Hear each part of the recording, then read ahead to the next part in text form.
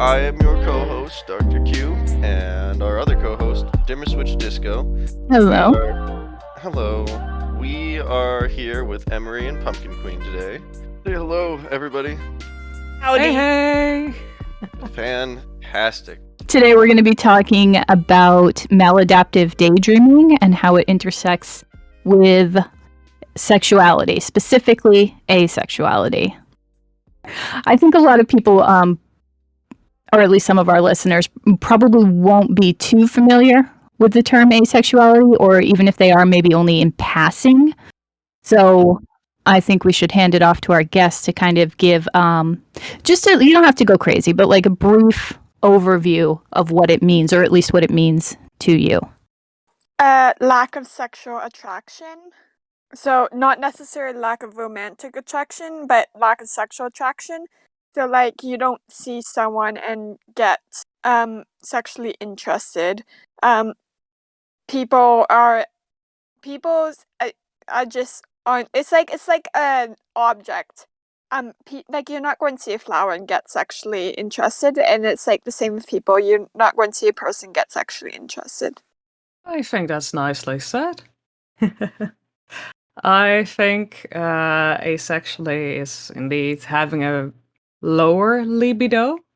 Of course, it's a spectrum, so for some people don't feel the need at all. Some people only a little bit, or only after they created a bond with a significant other. I do not know personally where I am on the spectrum, since I do not have a significant other currently, and haven't really been in a solid relationship. I completely lack sexual attraction, and I'm grossed out by the idea of having it. But I'm also hypersexual, so it's a horrible combination. Ah, that's interesting. Yeah, that does sound rough to be so at odds with your own self. So I think why this asexuality particularly is interesting to maladaptive daydreaming is because so many people do daydream about romance, and like there's numbers to back that up. There's a study that we'll link down below. I can't remember which one it is. One of the early ones.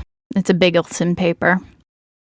Anyway, in that study, what they did was they asked a bunch of maladaptive daydreamers what the most common main theme of their daydreams were. And the number one response was celebrity. But celebrity, it had a subtitle.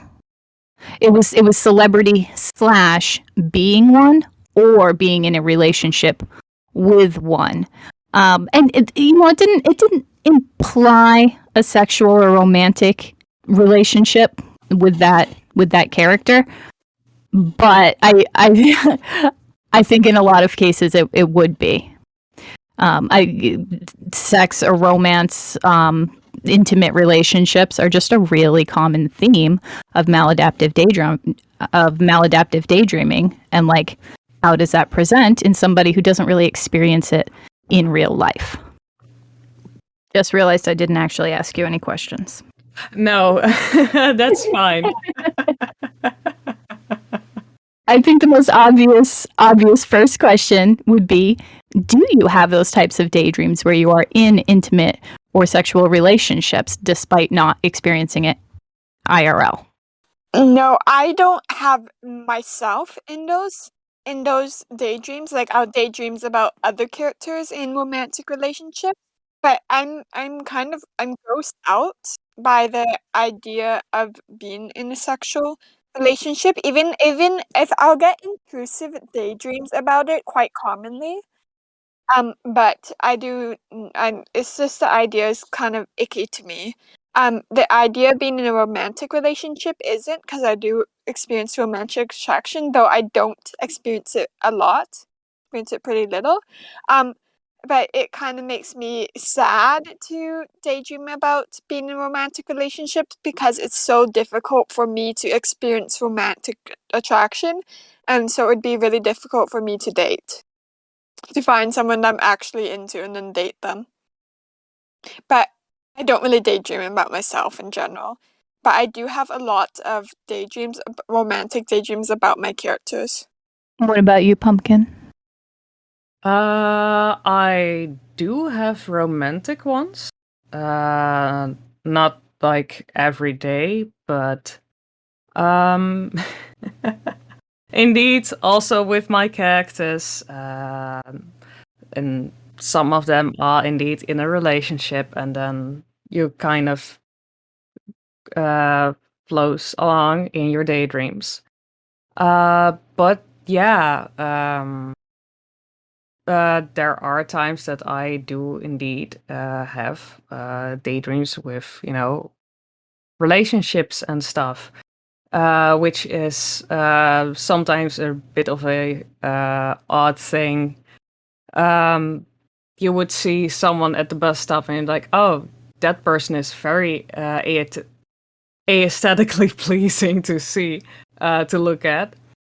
And I don't know if other people also do this, but daydream about the whole future and whatever with a random person you never talk to, and by the time the bus comes, you've never talked with them or approached them or whatever, and you and just end up daydreaming for like 10 minutes or longer. But usually it is more with, fictional characters than it is with real people, because that is something I find to be, I don't know, more odd to do. I don't know, just like you said with celebrities and stuff, I don't always see the whole point in people having a celebrity crush, because we do not actually know the person, just the character they play as in a movie, or the person we see on stage singing and performing, but that might not actually be the person who they actually are, which sets me off a little bit. And of course, there are ones out there who are really genuine, but yeah, I don't really have celebrity crushes. Yeah, I've never had celebrity crushes. I do not care about celebrities in the slightest. I am completely disinterested. I've never been attached to celebrity. I've never been have a celebrity crush. I've never looked up to a celebrity. I've never had a parasocial experience. I just do not care in the slightest. But also I won't have daydreams about random people. I don't have crushes on random people I meet. I've had only a few crushes in my entire life, and they've always been with good friends. Um, yeah. Yeah, I will never daydream about being in a relationship with some rando. Yeah, I don't really do that either, especially with I had celebrity crushes like when I was a child, you know. I think my first one was Lucas from Sequest. Oh my god, he was such a cutie. But yeah, despite that, I think limerence is fairly common among maladaptive daydreamers. I think there's a paper on that too, but I did not look it up before this episode, so I'm not prepared to throw out any numbers or stats or anything. You said limerence? Yeah. I do not know what that is. I think I know what it is, but I don't know what the term means. It's like a parasocial relationship. It's where you have a sort of perceived relationship or love towards this figure. It doesn't have to be a celebrity, it could be anyone, but it is completely unreciprocated. I see. Okay. Oh, yeah, I was going to mention about the complete lack of attraction to. I mean, it seems to be rather unanimous unanimous, but I was going to mention that I similarly do not have any interest in celebrities, and I was wondering if that was just because um, instead of like fantasizing over characters on a movie screen, we have our own characters we end up fantasizing over instead, so we don't have any need to worry about like movie stars or anything like that. I just thought it was really interesting, like a really interesting thought. I think you might be onto something there. Um, I think we might not be representative here of like, the general population of maladaptive daydreamers, because this is, as maladaptive daydreamers report in studies, really common. Um, but like us four don't happen to do it, and maybe it's because of the type of daydreamers we happen to be, which I didn't even ask. Do you guys create your own characters, insert yourself into fictional worlds, or daydream like more like IRL scenarios? Oh, definitely. I put myself in shows that I enjoy a lot. I have my own original characters for series like. Well, I watch a lot of anime, so Boku no Hero. I have my own character, which is a doctor support hero, and also one for Trigun, which is my most favorite anime.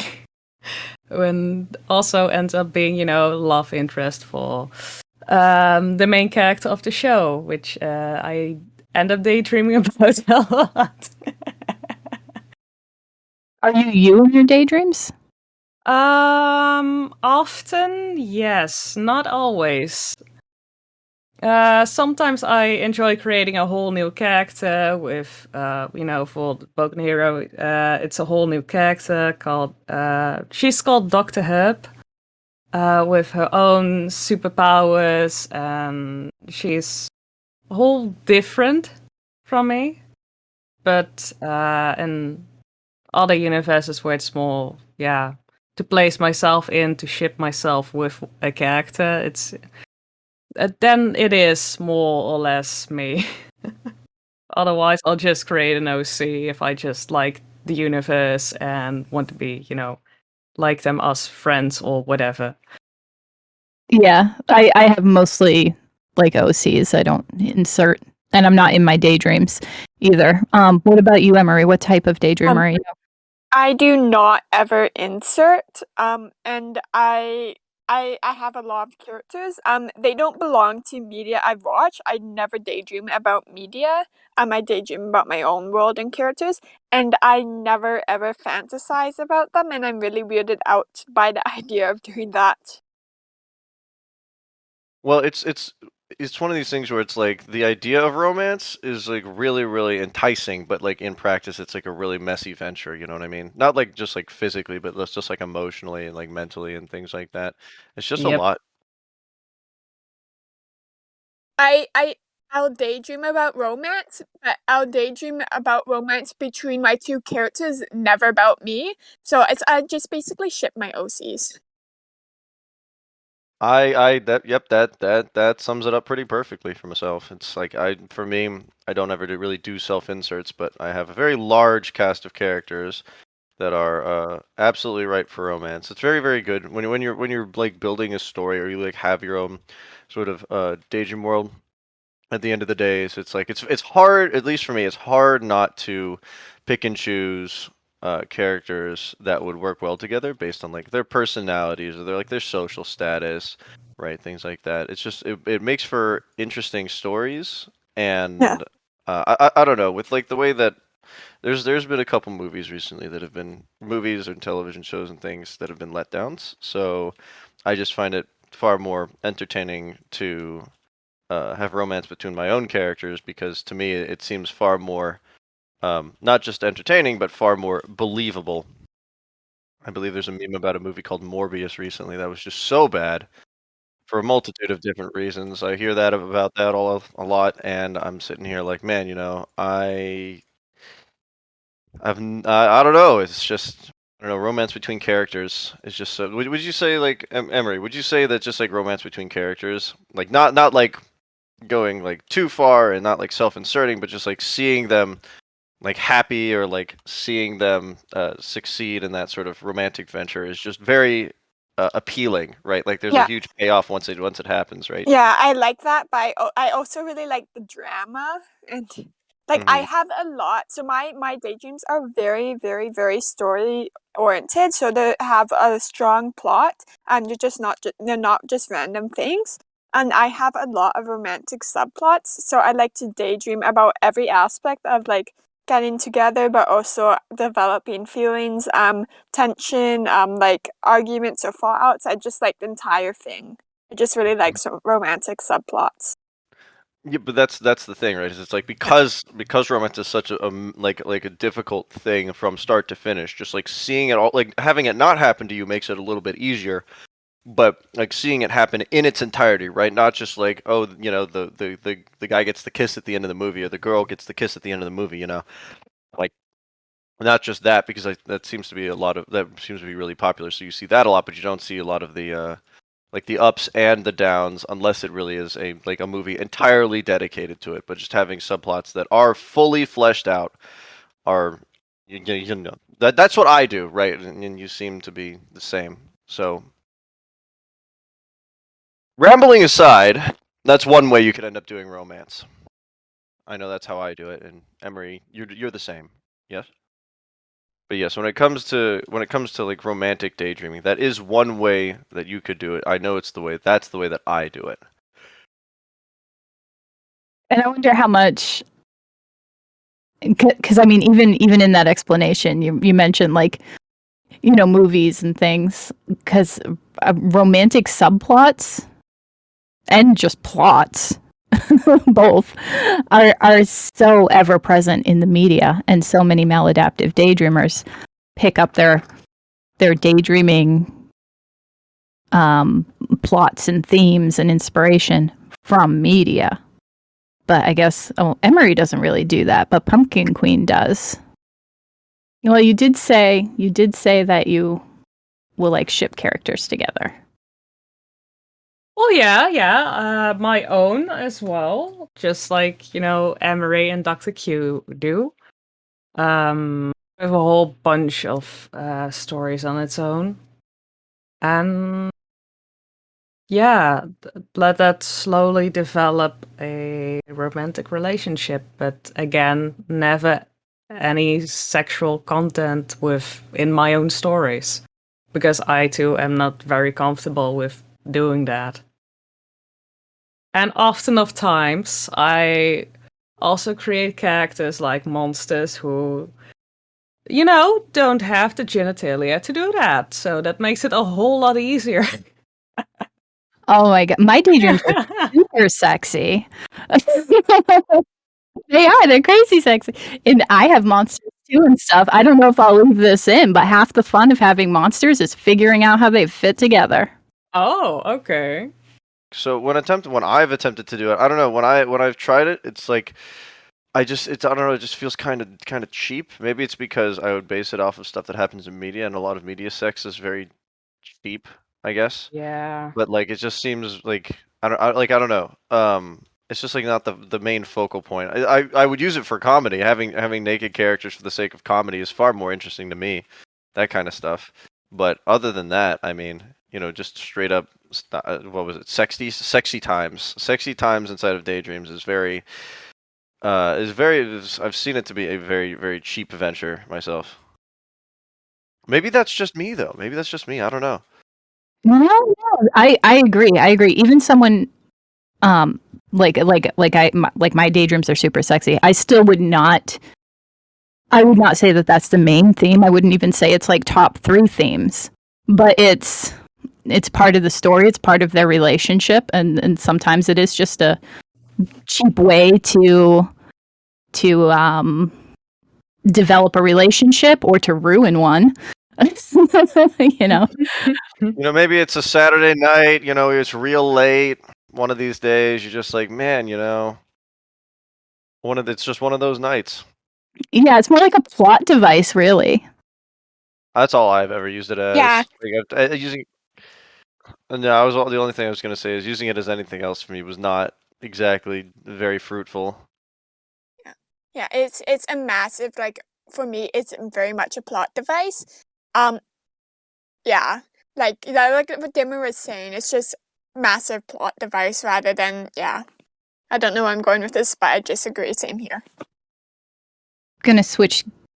Oh, actually, I wanted to get back to something Emerie had said like in the beginning, because you mentioned it as like a throwaway, but I'm intrigued that you said you do have, like, these are not your words, these are my words. You do have like sexy daydreams, but you experience those as intrusive thoughts. Yeah, they're like very obsessive and nonstop, and I don't want them. Does that happen to you, Pumpkin? Do you get like intrusive thoughts like that? No. I don't really get sexy daydreams. And I am not really in need of them either. No, I don't really feel the need for it in my daydreams. I'm very much happy with just romance, and they don't really pop up themselves if I don't wish to. For me, it's less the actual content that bothers me, but just the fact that it's so nonstop in content and obsession. It's very much because of my hypersexuality. I'm just very much obsessed, but I don't want to be obsessed at all. And it's one of my symptoms of mental sickness that drives me insane. One of the ones that are like the most distressing to me currently. Yeah, I don't want to assume too much about anyone's mental health or assume too much about maladaptive daydreaming in general because, I'm not a scientist.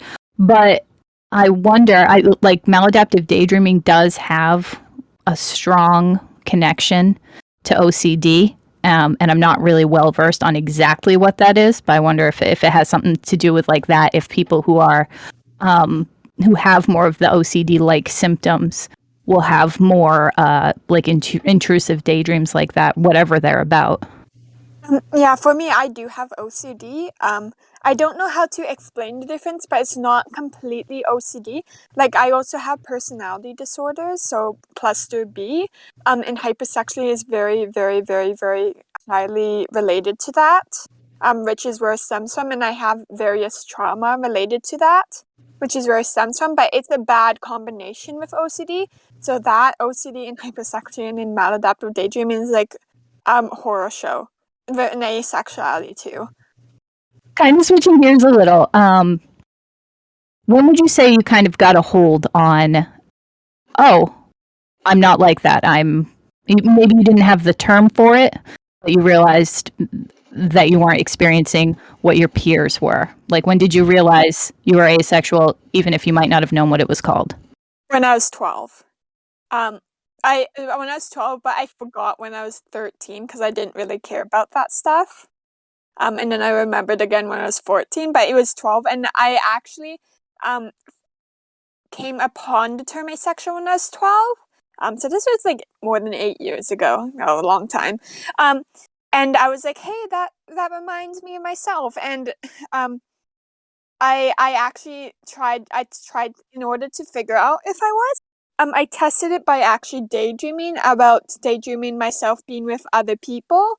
And like I just did not care about that, and I felt weirded out, and that's how I was like, I think I'm asexual. I figured out by daydreaming. Oh, wow, that's wild. Daydreaming as your proving ground. What about you, Pumpkin? Like, when did you realize? I wasn't aware of asexuality existing until like I think a little more than a year ago. I didn't know all that much about LGBTQ, and I did always kind of found it hard to get a relationship with a person, especially if it got too intimate, and would usually cut it off before anything would happen. So, yeah, bad thing from my side, but I didn't know what it was or whatever. And by now, I've also learned that most of the guys I have dated in the past were mainly just my squishes, what we call it. That's Squish. platonic squish. It's someone you like as platonic, but not in a romantic way. It's like dating your friends, but it's not going anywhere. Yeah, it's like a friend crush. Yes, exactly. Thank you. I've never heard that before. A squish. A squish. I have a squish. I'm like incredibly bad at differentiating squishes and crushes. Like I am really bad at Yes. figuring out when I'm experiencing romantic attraction. I'll go months, and normally I'm pretty self-aware, but I would go months thinking I just have a friend crush when I actually was experiencing romantic attraction. It's just so hard for me to tell. I understand completely. It's really hard because you have to try and test yourself what you are feeling and how you react to certain things, and because you can mess the two up very quickly. It's a random question. Okay. Sorry, I'm going off on a tangent here, but passing thought. Do your characters ever surprise you? Like, I don't know where my plot and stuff is going. I don't plan them out or anything. I don't know what the characters are going to do next, so they'll surprise me often. But like in your daydreams, does it ever happen that like these two characters are I don't know, they're like friends for years or whatever, and then just all of a sudden you're like, oh wait, I think maybe they're in love. That's not a squish. That's total. They're getting married. No, not really. Usually I plan that stuff ahead, or I try that at least. But you planners are so weird. Yeah, that maybe that sounds weird, but in one of the universes that I've created, two of the characters, the characters that are already in a relationship are married, so that makes it a whole lot easier. But yeah, I don't really know. It's a little hard for me to tell, and I haven't really thought about that with my characters. And if I want them to be in a relationship, I just try that. Yeah, maybe I'm the weird one because I just don't have any control over my characters at all. Huh. Yeah. For me, it's very much I'm in control of my characters. I'm writing the story. Explicitly writing the story. And I don't daydream chronologically. Either. So it's very much a writing thing for me. And I'll daydream about the scenes and about the characters and about the world building and stuff.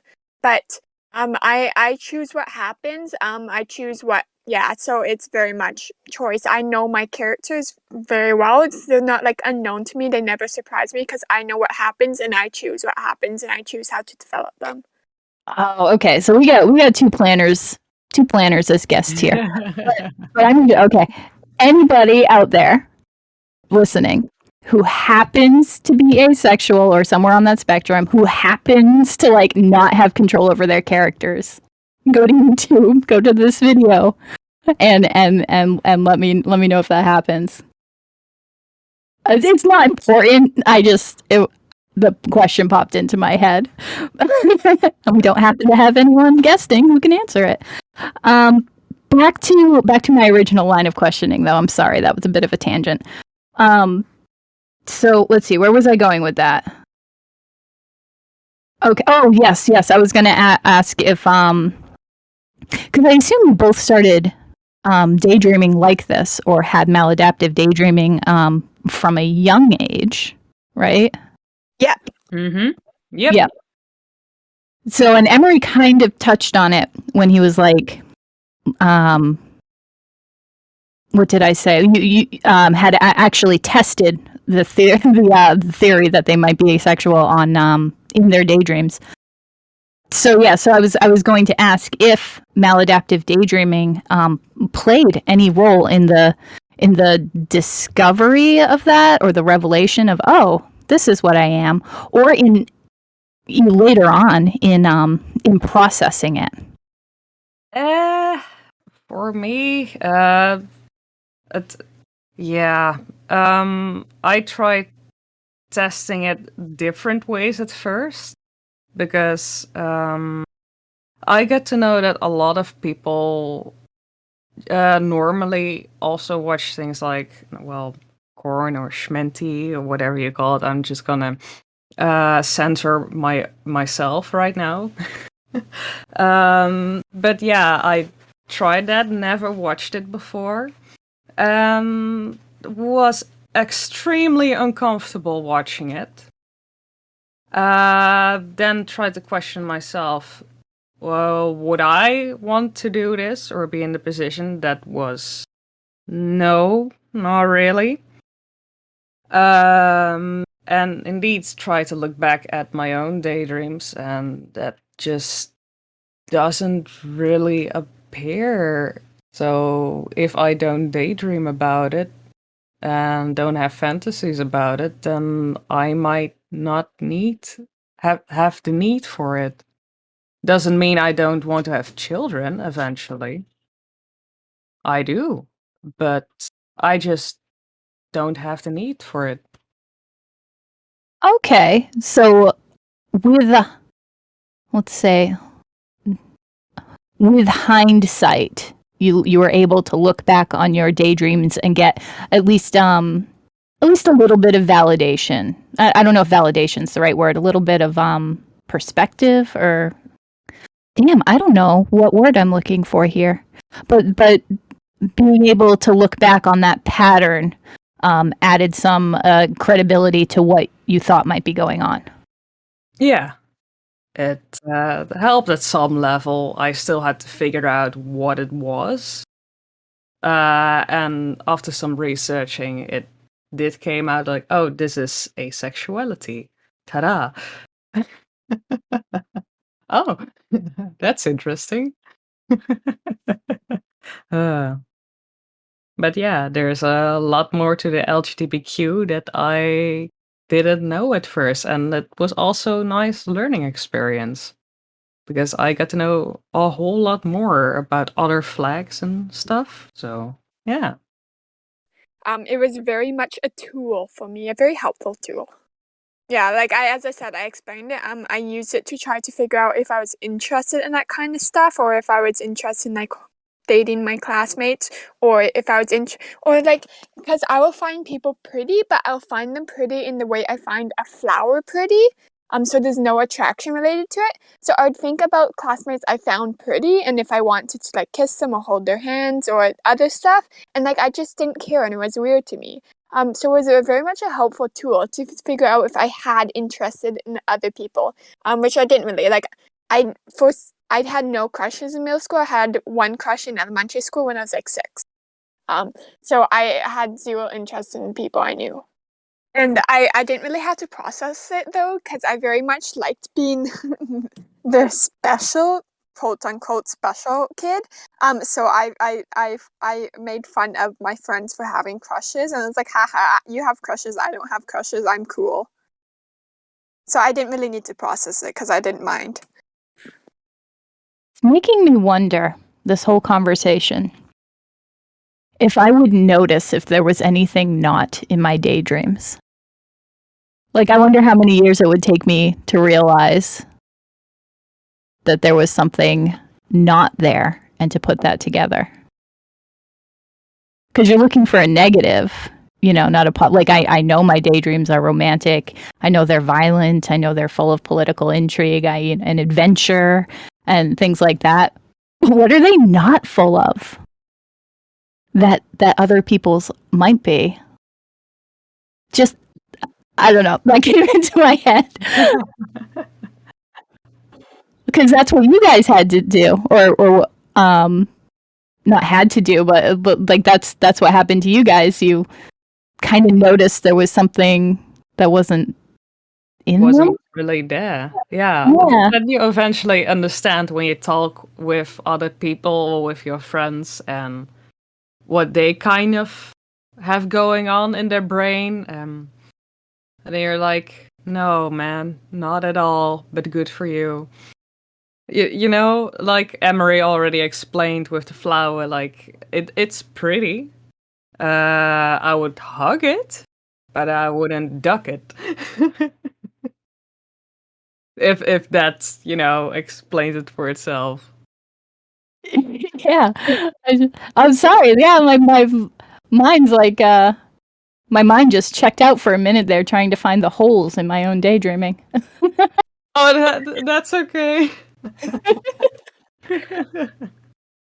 So okay, so as someone who is is not exactly adverse to romance, but has been single for his whole life, I was wondering, because I'm not exactly adverse to it, but I'm not exactly like looking for it in a relationship. Does that make sense? It's like that's not the for a lot of people. It seems to be the end goal. I guess what I'm really asking is, would you be in a relationship if you weren't if you and your partner weren't exactly going to have sex? Does that make sense? 100%. I literally do not care about having that. Yeah. Okay. Yeah, I wanted to ask because I'm not like super interested myself. Um, but at the same time, like I do want a relationship. I do want to be really, really close with someone. But like at the same time, is it's like it just seems I don't know. It's a lot. I mean, we've gone over it a couple times, but it is a pretty arduous process getting there and then doing it all. You know what I mean? Does that make sense? Yeah. I So I also do want a relationship, so I would like romance, but yeah, I don't care about having that really. I did look up asexuality. Just I knew what it meant. But, like a definition's not gonna really give you an idea of the experience. So yeah, I did a bit of reading about it, and yeah, there was actually a surprising amount of people who were okay with sex in a relationship. Like for the right person, if they're with a long-term partner or something, they're like, yeah, sure, whatever makes you happy. Like it's whatever. Yeah. For me, I have no idea if in practice, if it was someone I was romantically interested in, I have no idea if in practice I would be okay with that or not. So, yeah, I don't know. Maybe I would, maybe I wouldn't. I've Uh, never really been in a situation to be able to tell. yeah, I've same I've here. dated I've dated once in my life, and that was when I was 14 with someone online. So Yeah. Oof. But yeah, same here. I also have no idea. Because I'm also currently not in a relationship, so that opportunity does not really, drag itself along. But no, I wouldn't really feel the need to have it for a relationship. But then again, I do eventually want to have children, so need to do the dirty to get children. So I mean, yeah. But adoption is also an option. yeah, So in theory, I want children. In practice, I don't know if I'd ever be able to have children because I'm disabled, which is like a really sad thing for me, but I'm not going to go into that. But yeah, I would be willing to do it dirty to have children if I ever do get a point where I feel like I'm able to have a child. Kind of got far from daydreaming on this little rabbit hole here. Yeah, I'm trying to think of a like segue to bring us back to it, but it's just that this is a very like this is a like a how do I put this? This topic is something that I'm not exactly really like well versed in. So, but it's like when it comes to like daydreams and like understanding like who you are like through your daydreams, because I've done that plenty of times, and Emery seems to have made a what did you say you I can't remember exactly how you worded it, Emery. Was it a proving ground, a test, like a testing ground? I can't remember what you said when it came to understanding your sexuality through your daydreams. Yeah, I would. It was a tool. I would say call it as a tool. Okay, okay, so you used it as a tool, but Pumpkin, you didn't. You just sort of like understood the older you got, or you had this sort of feeling that you weren't like others. Yeah. Okay. Yes. Yes. Yes. Yeah. No. Yes. Yes. Yeah. My because like I wasn't now. I've been told I'm an unusual person. Like I'm an eccentric.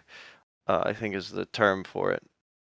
But I didn't quite know if like through my daydreams. That's why. And I've never really gone really deep into sexuality as like a means of understanding myself through daydreams. Since whenever I tried to do it, it ended up in failure, I guess. But I like never really had.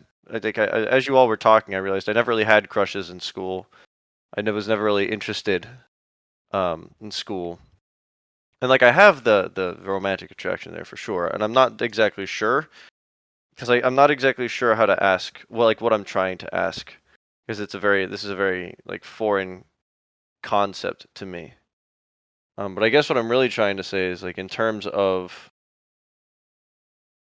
like how you like this doesn't really affect you too much, does it? Like being like romantic attraction, it doesn't bother you, does it? Or does it? Just like because you would see like in a lot of media or online a lot you'd see people being horny on Maine and all of that, people being horny all over the place, and people like when the plague started, people got really horny for like everything for some reason. I don't know. But everybody was just really like pent up. But like that didn't. I don't know. I didn't really sympathize with it. I guess I don't know. It's just like how do I put this? Is it like it doesn't bother you that like when seeing it around, like all of this like love and romance and stuff, it doesn't bother you that you're not super interested. Does it bother you that you're not super interested? It sort of it bothers me that I have difficulties getting like with feeling romantic feelings. Just because it's kind of sad that I want that, but it's so hard to get that just because I don't really experience those feelings. What about you, Pumpkin? Yeah, a little. It makes dating a lot harder because nowadays people want to have sex as their first priority, and that may sound a little weird, but I have met guys who are like that. And if they don't have, a hole, they don't really feel the need for the woman. And that is kind of sad if you think about it. But yeah, I only feel the need for a romantic relationship, which I think is already hard enough. I don't know if anyone knows anything about MBTI personality types or anything, but I'm an INFJ, and basically, if you know anything about that, I rather be with the right person than be with the wrong person or have a placeholder that a lot of people do, just date to date someone or to be in a relationship, which I see a lot of people do around me. So yeah, I think it's sad that I have difficulty getting into a relationship, but then again, I'd rather be alone than be with the wrong person. Mm-hmm. Yeah, I would rather be alone than be with the wrong person. Yeah. Okay. Okay. So, like for me, like I've sort of been single for a very long time because I can sympathize with that since my end goal is not the same as everybody else's. But I mean, evidently, there's other people out there who think similarly. Since we have both of you, all three of us are in the same boat. So Q had kind of, in a roundabout weird way, asked half of a question that I was going to ask. I'm trying. I'm working at it. I'm trying. Okay, so asexuality is one of those things that kind of gets erased, I guess. You just really don't see it around. You know, yeah, you just really don't see it. I can't really think of any like characters who are canonically asexual, where other groups might have some representation. And I saw when I was looking it up earlier that a lot of people wouldn't even consider asexuality as part of LGBT. Yeah, that's Like, yeah, it's bad. bad. It's true, but it's bad. I hate it. Yeah, so there's this whole community of people who are just I don't know if ostracized is a bit too strong, but just shoved off to the side and not really thought about. And not to bring that back to daydreaming, but to bring that back to our communities. Like Q was saying, when you see this around, you see other people talking about their daydreams, and those might often include, a lot of intimate feelings. And how do you feel in the community? Is it a comfortable place, or is it a place that also shoves you off to the side? Very comfortable place, I think. I mean, they're also here in this Discord, I believe, not safe for work tags or the gore stuff. I don't know. I don't usually see not safe for work art or writing, so I'm pretty much fine with it. I don't really see a lot of stuff in my face, so yeah. For me, the only community I'm active in is the Discord, which I'm quite active in. I'm very proud of the fact that I have the second most points for talking after Dimmer. I wish I could catch up to Dimmer, but that's never going to happen. But yeah, I'm really only active in the Discord, and I think I've never had issues in the Discord. Well, that's good. I'm glad we're a nice place for everybody, or mostly everybody. We try to be as accepting as we can, and evidently it seems to be doing fairly well. So I'm glad you're happy here. Yeah, the Discord, especially, but I think a lot of our communities are really LGBTQ heavy. And I don't know where I was going with that. They just are. Yeah, I'm thinking just like, well, I think you were trying to go with the, or like, are you like, well, you had already asked the question, but I think you were asking like, how does our community stack up against others when it comes to being inclusive and trying to make people like feel accepted, because most maladaptive daydreamers know that if you try to go to most other places, you are often invalidated because people tell you that maladaptive daydreaming isn't real. We all know, or most of us know, what it's like to go to a therapist or a doctor and them say, oh, I don't know about that, chief, that seems like a scam to me. And then you're like, well, I deal with this stuff every single day, so I'm not so sure if it's a scam. You know what I mean? At least what one of my therapists said. So it's like be like having a group that you can sort of that understands you is nice. And we were just wondering. I think that's where we're going with that. Yeah, to be honest, I'm not even sure where I was going with that. It was just something that I noticed, especially when I saw that people were like, "No, it's not even under the LGBTQ like umbrella." Like, oh, that seems weird. Like, yeah. So yeah, I'm not really sure where I was going with that.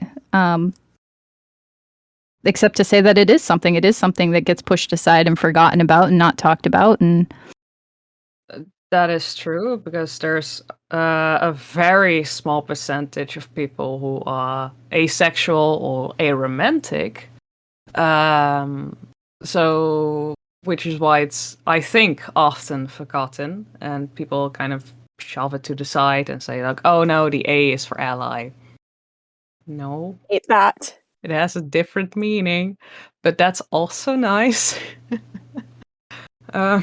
I've never heard that. I've never heard the A is for ally. Yeah, I can't stand that. It's like, I no, can't it's not. stand it either.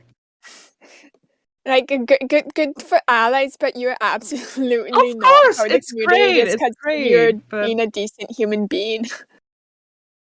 It's great. We love allies, but then again, I'm like, that's let's make it a triple A. You know, allies, asexuals, aromantics. Make it a group. You know that's not gonna hurt anyone. I just don't think allies should be part of it at all, just because No, they're not LGBT. Like you're straight. Why? true. I like to think of myself as an ally, and I agree. Having the A mean ally would be super weird. No, that's odd.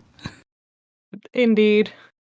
I guess kind of to wrap it up, any advice or any words to say to anybody else on the ACE spectrum who might be listening? Would you recommend like the testing thing? Or recommend people who are questioning their sexuality to look back on their maladaptive daydreaming clues? Yeah, I think it would be better to test it with daydreaming than try and test it in real life. Yeah, I think it would be helpful, but you should take it with a grain of salt. Because like you can have sexy daydreams and be asexual. Yeah, that is But- true. But as a rule of thumb, I think it can be helpful. It was definitely helpful for me.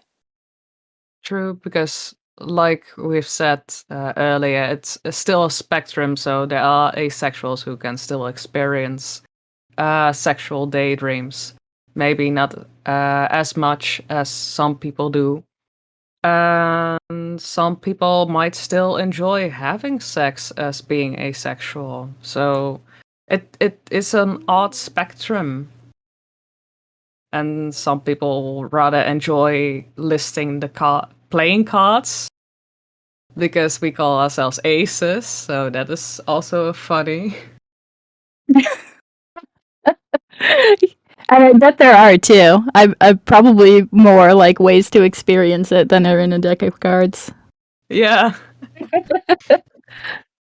Not unlike maladaptive daydreaming. There's so many ways to experience it. It's wild. And like where those two aspects of yourself might intersect, like who can say? So I learned a lot. I'm not exactly in the sphere very often. So would you like to do the outro, Dimmer? If there's nothing else you want to say or ask, because I learned a lot today, and am I satisfied? There's more I'd like to learn, but none of it has to do with daydreaming right now. So Yeah, okay, so that's going to do it for this episode of Parallel Lives. Yeah, join us for the next one. We publish the 1st and 16th of every month. I don't know what the next topic will be. If you have topic ideas, join the Discord and tell us. Send us an email. Leave a comment. Like, subscribe, follow wherever you are, wherever you're listening. We are on YouTube, Spotify, Pocket Cast, Google, all the big ones. We'll have a link to the Discord and a couple other resources, and I will try to get my hands on that paper that I mentioned in the beginning down in the description. thanks everybody for coming by, and we will see you in the next episode.